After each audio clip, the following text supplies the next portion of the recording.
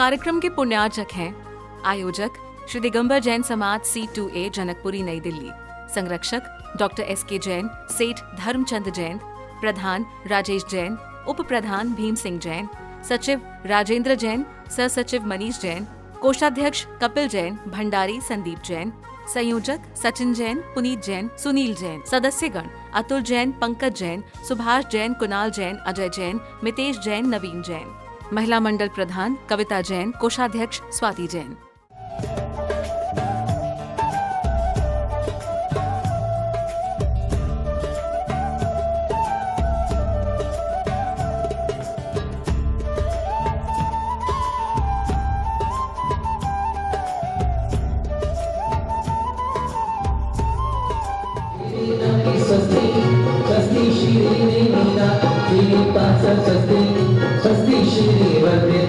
चलो मम्मी चलो एक बार चलो आगे सौभाग्य सागर के दरबार में चलो। ओम ह्रीं हरं हरन्दिभ्यो नमः स्वाहा। ओम ह्रीं हरं जन्कल सुपरि रजताय जल पात्र स्थापयामि स्वाहा।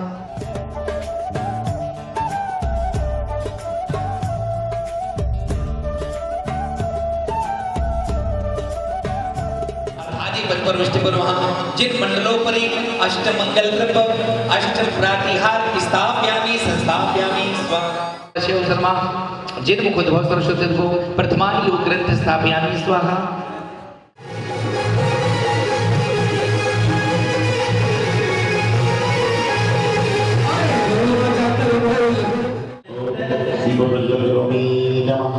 ओम ह्रीं पुस्तक विधायकाय श्री पार्षदाय नमः। ओम श्री पार्षदाय नमः। ओम श्री पार्षदाय नमः। ओम श्री पार्षदाय नमः। ओम श्री पार्षदाय नमः। क्षीर सागर से जल भर लाए, क्षीर सागर से जल भर लाए, श्री जी का आज नवन कराए। गूंज उठी रे शहनाई, नागा वेद को जग त्रिपुरारी, कलशों से धारा बहाई, नागा वेद को जग त्रिपुरारी। अधिगामं रतिगामं वलिगामं क्रोधम अग्निं सर्वशत्रुभयं सर्वविसर्गं सर्वविघ्नं सर्वभयं सर्वराजभयं सर्वचोरभयं सर्वदुष्टभयं सर्वमृगभयं सर्वात्मचक्रभयं। कचनेर जी के छोटे बाबा परम पूज परम प्रभावक बाल योगी आचार्य गुरुदेव श्री सौभाग्य सागर जी मुनिंद्राय महार घमद्रवापामीति। जयकारा गुरुदेव का।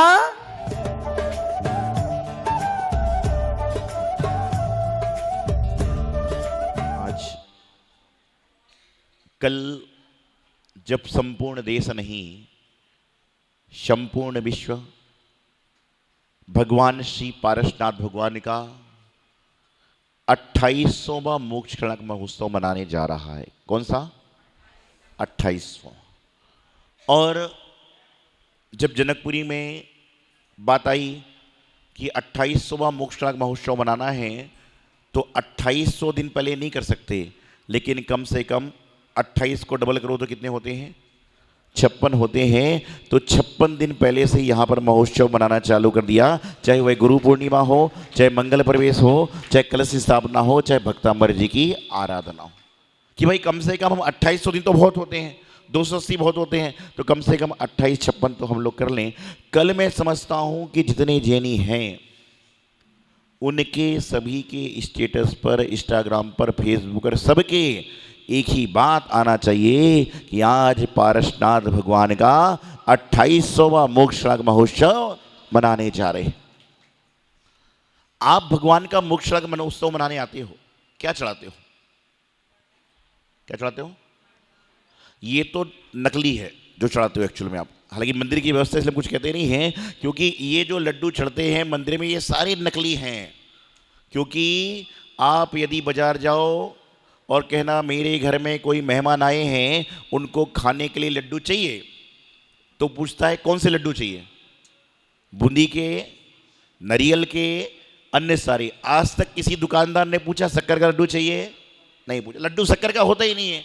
लेकिन चूंकि देखिए मंदिरों की अपनी अपनी व्यवस्था है, नहीं तो लड्डू जो होता है फेमस कौन सा है? मोतीचूर। कौन सा? मोतीचूर का लड्डू होता है। और लड्डू वही होता है जहां पर एक एक दाना अलग अलग दिखता है। और वह एक एक दाना क्या है पता आपको? वह एक एक दाने क्या हैं? जो हमारे समाज के एक एक अलग अलग लोग हैं, वह भगवान की भक्ति करने एक साथ आ जाते हैं और एक एक दाना बन जाता है तो वह लड्डू का रूप ले लेता है। ये तो शक्कर का लड्डू ऐसा चढ़ रहा है कि आदमी के सिर पे गुस्से में दे मारे तो सिर फूट जाए। यदि गुस्सा आ जाए किसी को भक्ति करते करते और जोर से लड्डू फेंक दे तो सिर में चोट लग जाए उसके। लेकिन ठीक है, अपनी अपनी व्यवस्था है। तो भगवान पारसनाथ जी का निर्वाण कल्योत्सव मनाने के पहले आज हम लोग श्री कल्याण मंदिर विधान कर रहे हैं। और कल्याण मंदिर विधान में कितने काव्य हैं? 44 काव्य हैं। एक भाई कह रहा है महाराज जी मैं तो पहली बार बैठा हूँ, विधान होगा जब मालूम चलेगा कितने काव्य हैं। सही बात है, जब बैठेंगे तो क्या मालूम चलेगा। तो 44 काव्य हैं और उन 44 काव्यों को आचार्य श्री कुमुद चंद्र स्वामी जी महाराज ने कौन से भगवान की स्तुति करते हुए लिखा? पारसनाथ भगवान की स्तुति करते हुए लिखा। उसमें तो एक सूत्र में आता भी है, एक श्लोक में आता है आकर्णी तोपी करिनोपी। आप पढ़ोगे भी आएगा, संस्कृत की पढ़ाएंगे तो उसमें सब आता है कि तव भक्ति शून्य, कि तुम्हारी भक्ति से मैं शून्य हूँ। मेरे पास भाव नहीं है, मेरे पास द्रव्य नहीं है, मेरे पास में कोई अच्छे पदार्थ नहीं है, लेकिन मेरा जो भाव है पूरा नहीं है तो अधूरा भी नहीं है। आज मेरा भाव पूरा है नहीं है, कल जाकर पूरा होगा जरूर। और मैंने एक दिन आपको बताया था कि भगवान महावीर स्वामी का संदेश क्या है? भगवान महावीर स्वामी का संदेश क्या है? जोर से बोलिए। जियो। और आदिनाथ भगवान का संदेश क्या है? ऋषि बनो या कृषि करो। आदों को पता ही नहीं है। क्यों बोले भगवान महावीर स्वामी के शासन काल में चल रहे हैं। तो भगवान महावीर स्वामी का संदेश है जियो और जीने दो, और आदिनाथ भगवान का संदेश है ऋषि बनो या कृषि करो। और पारसनाथ भगवान का संदेश है जो प्रसन्न है वह मेरे पास है। क्या है? जो प्रसन्न है वह मेरे पास है, जो उदास है वह मुझसे कोसों दूर हैं। तो पारसनाथ भगवान के भक्त बनना है तो प्रसन्नता पूर्वक आओ। अरे क्या है जिंदगी में, सारी की सारी चीजें मंदिर के बाहर छोड़ दो और मंदिर के अंदर आओ तो बिल्कुल प्रसन्न। ध्यान रखना, मैंने बहुत पहले कहीं पढ़ा था कि मक्खियां भी उन चेहरे पर वास नहीं करती, मक्खियां भी उन चेहरे का श्रृंगार नहीं करती जिनके चेहरे उदासी से गमगीन होते हैं। कि मक्खी भी उस चेहरे पर नहीं बैठती जिसका चेहरा मुरझाया होता है, मक्खी भी वहीं बैठती है जहां पर चेहरा प्रसन्न होता है। तो आप तो इंसान हो। अरे क्या है, भगवान पारसनाथ के ऊपर उपसर्ग चला, कितना वर्ष से चला, कितने भाव तक चले? 1 2 3 4 5 10 तक। और तुम्हारे तो मंदिर में धक्का लग गया। हाय, मुझे धक्का लगाता है। धक्का तो मुझे भी लग गया एक बार साधु बनने के बाद। बताता हूँ कैसे। गणेशपुर है उत्तर प्रदेश में, दीक्षा के 2-3 महीने बाद चौमासा टिकट नगर हुआ, संघ पहुंचा। वहाँ पर सामूहिक आहार चल रहा था। एक अम्मा जी आई, खाते पीते घर की थी, थोड़ी मोटी ताजी अम्मा जी आई। इधर मैं, इधर दूसरे महाराज, इधर महाराज आई। बोले मन शुद्धि वचन शुद्धि काय शुद्धि। उनका धक्का मुझे लगा, मैं अपनी जगह से घूम गया। ये 24 साल पुरानी बात है तो हेल्थ भी थोड़ी 24 साल पहले की सोचिए आप। ये बिल्कुल सच बात है। उनका धक्का मुझे लगा, मैं घूम गया। अब मैंने महाराज जी से कहा कि आहार लूँ कि बैठ जाऊँ। बैठना ही पड़ेगा जब हिल गया तो। क्या ये हो जाता है, धक्का तो मुझे भी लग गया तो आपको लग गया तो कोई बड़ी बात नहीं है। मेरा तो आहार भी छूट गया, आपका तो पानी भी नहीं छूट रहा है।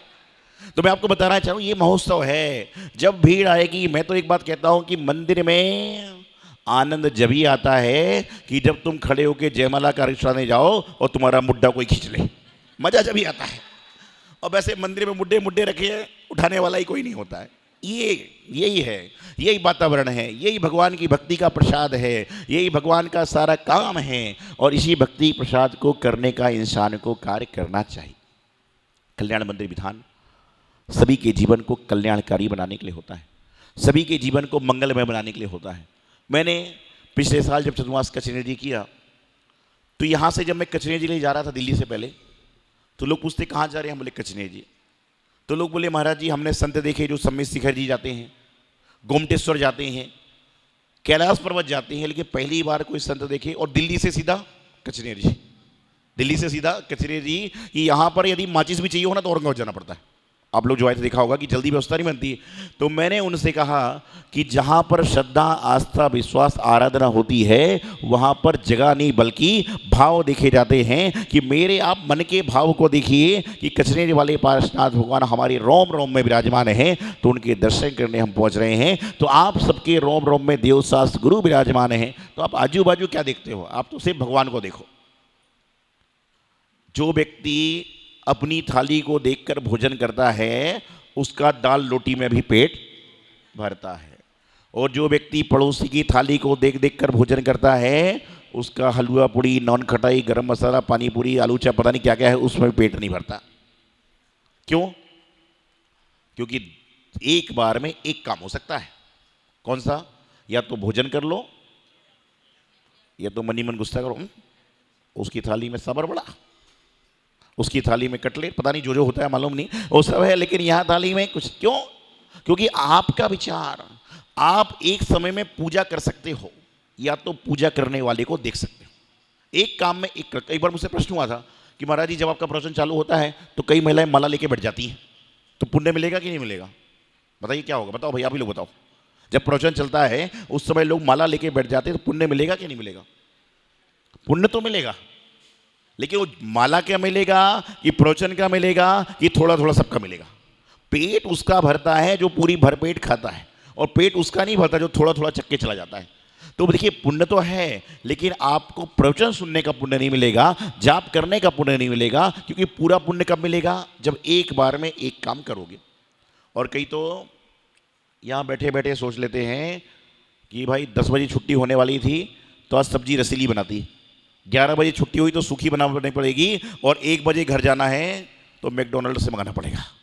क्यों? समय नहीं, यहीं बैठे बैठे सोच रहा है आदमी, ये कर रहा है काम सारा। तो जो भी है, कहने का तात्पर्य सिर्फ इतना ही है कि कल्याण मंदिर विधान का आयोजन चल रहा है, और इस विधान के माध्यम से एक एक अर्घ में आप भगवान पार्श्वनाथ की आराधना करें, और ये सोचे कि हे भगवान, आप कहाँ से मोक्ष गए? सम्मित शिखर जी की स्वर्णभद्रकूट से अंतिम मोक्ष जाने वाले पार्श्वनाथ भगवान। क्योंकि महावीर भगवान कहाँ से गए? पावापुर से गए।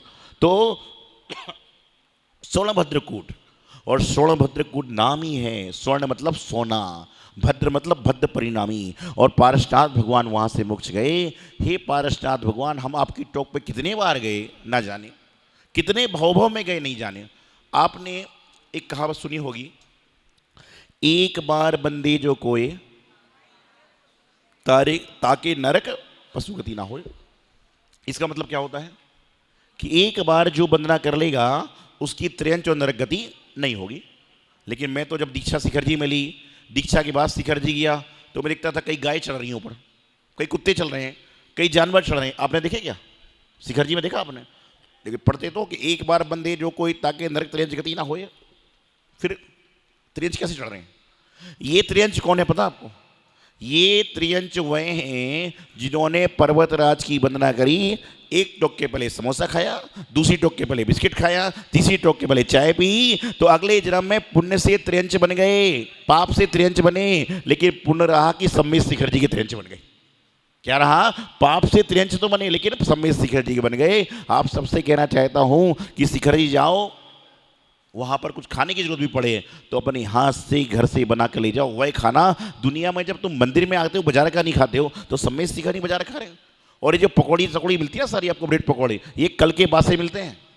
वहाँ कोई बिस्लरी बोतल नहीं है, जो बिस्लरी बोतल नीचे से ला के लोग फेंकते हैं उसी का पानी भर भर के आपको पिलाया जाता है, और तुम मजे से लेते हो कि बिस्लरी बोतल कहाँ से पहुँच जाइए।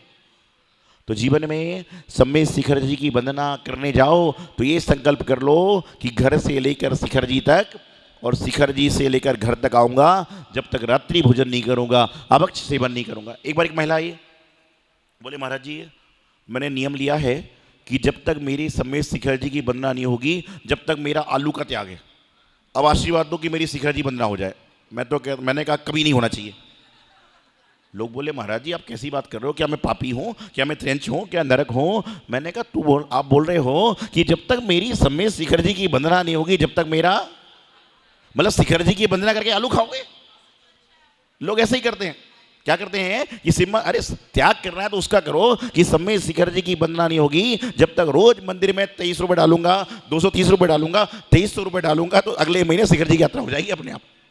संकल्प ऐसे करो, आलू नहीं खाऊंगा और शिखर जी जाके खाएगा।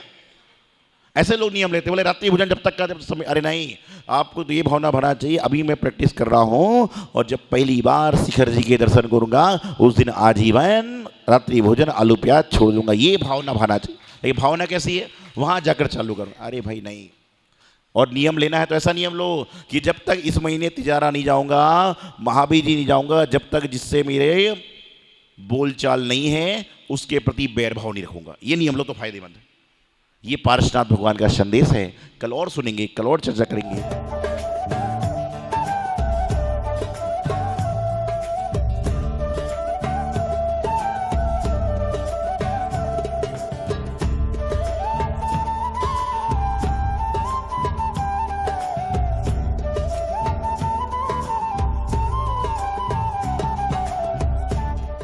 इस कार्यक्रम के पुण्यार्चक हैं आयोजक श्री दिगंबर जैन समाज C2A जनकपुरी नई दिल्ली, संरक्षक डॉक्टर SK जैन, सेठ धर्मचंद जैन, प्रधान राजेश जैन, उप प्रधान भीम सिंह जैन, सचिव राजेंद्र जैन, सह सचिव मनीष जैन, कोषाध्यक्ष कपिल जैन, भंडारी संदीप जैन, संयोजक सचिन जैन, पुनीत जैन, सुनील जैन, सदस्यगण अतुल जैन, पंकज जैन, सुभाष जैन, कुणाल जैन, अजय जैन, मितेश जैन, नवीन जैन, महिला मंडल प्रधान कविता जैन, कोषाध्यक्ष स्वाति जैन।